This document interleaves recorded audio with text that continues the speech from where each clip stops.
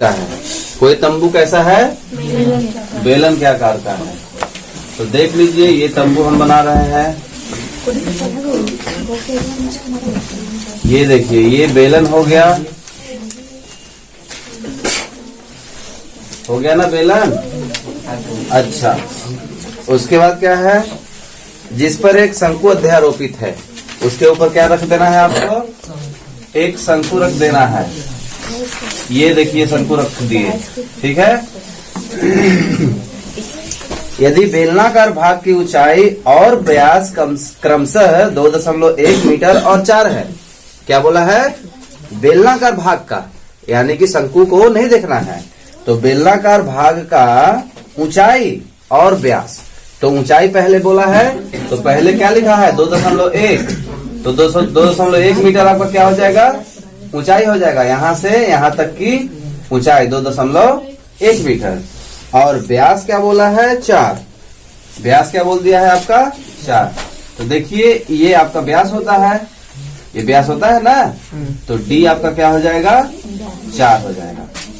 D आपका 4। तथा शंकु की तिर्यक ऊंचाई 2.8 है। शंकु की तिर्यक ऊंचाई क्या है? तिर्यक किसको कहते हैं? इस वाले को 2.8 लिखा है, यानी कि एल हमारा क्या हो गया? 2.8। तिर्यक ऊंचाई को एल से समझते हैं। तो इस तंबू को बनाने में प्रयुक्त कैनवस का क्षेत्रफल ज्ञात कीजिए।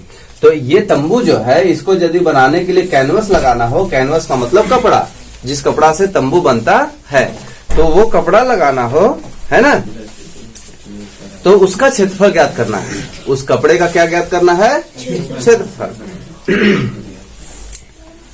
साथ ही 500 रुपये प्रति मीटर स्क्वायर की दर से इसमें प्रयुक्त कैनवस की लागत भी ज्ञात करनी है। ध्यान दीजिए कि तंबू के आधार को कैनवस से नहीं ढका जाता है, यानी कि आधार यानी कि उसके नीचे वाले हिस्से को कैनवस से ढका नहीं जाएगा, ऊपर ऊपर ही कैनवस लगेगा, ठीक है। तो आपके पास क्या क्या दिया है? देखिए डी है ना, डी आपका 4 है। और ध्यान रखिए इसी के ऊपर अध्यारोपित है, तो इसका भी जो डी है वो 4 ही होगा, ठीक। और डी को हम आर में जब बदल देंगे तो 4/2 करेंगे तो क्या हो जाएगा? काट के 2 आ जाएगा। तो ये यहाँ से यहाँ तक की जो है लंबाई, यानी कि आर क्या हो गया? 2 हो गया। और ये त्रिज्या, ये जो शंकु का भाग है इसका भी आर क्या हो जाएगा? 2 ही हो जाएगा, क्योंकि उसी पर है।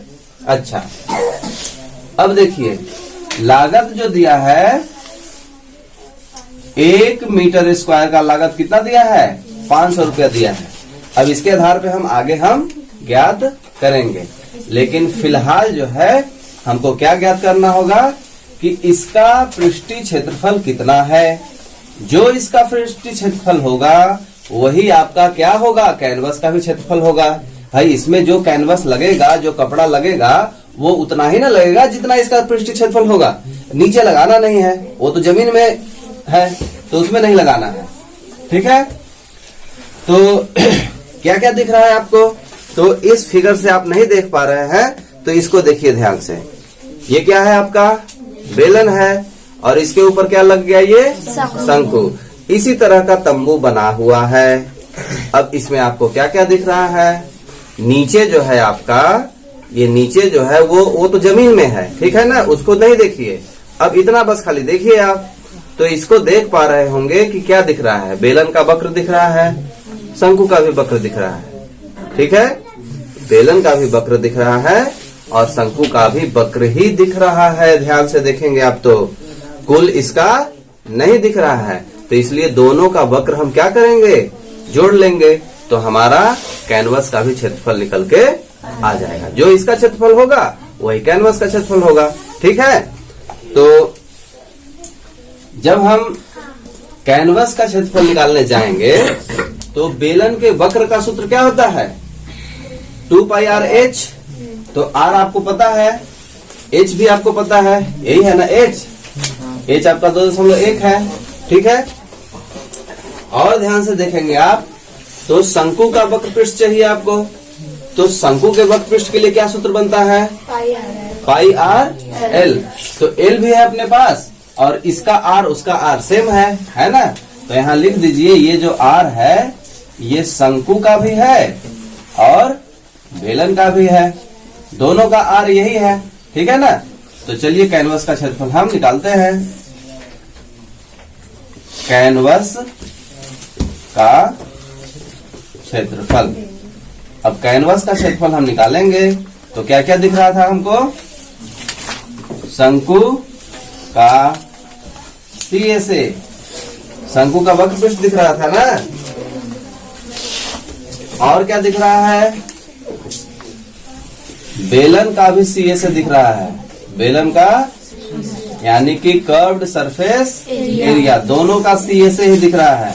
दोनों का फार्मूला लिख दीजिए।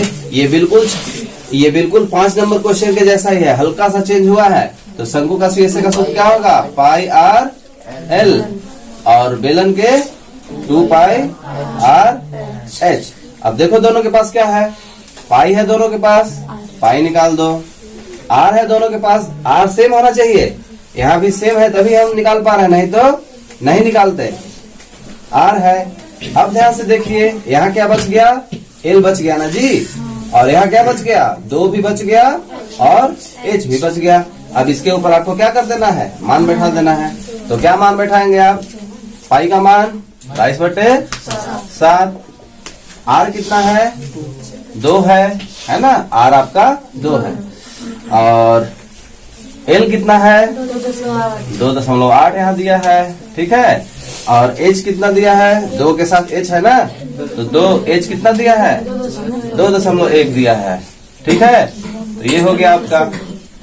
अब देखिए यहाँ 44 हो जाएगा बट्टा में 7, यहाँ गुणा छुपा हुआ है, गुणा लिखा जाएगा। 2.8 प्लस 2.1 में 2 का गुणा करोगे तो क्या हो जाएगा,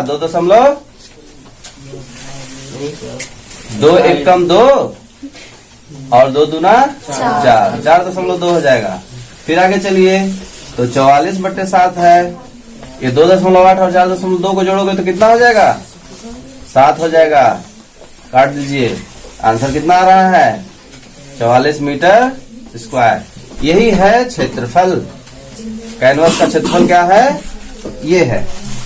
अब खर्चा आपको निकालना है, तो 1 मीटर स्क्वायर का लागत कितना है, 1 मीटर स्क्वायर 500 लागत है, ठीक है ना। तो 44 मीटर का कितना हो जाएगा, ज्यादा कि कम, 1 मीटर का जब इतना है तो 44 मीटर का ज्यादा होगा कि कम होगा, तो ज्यादा के लिए गुणा करते हैं, तो 500 गुणे क्या कर देंगे 44 कर देंगे। तो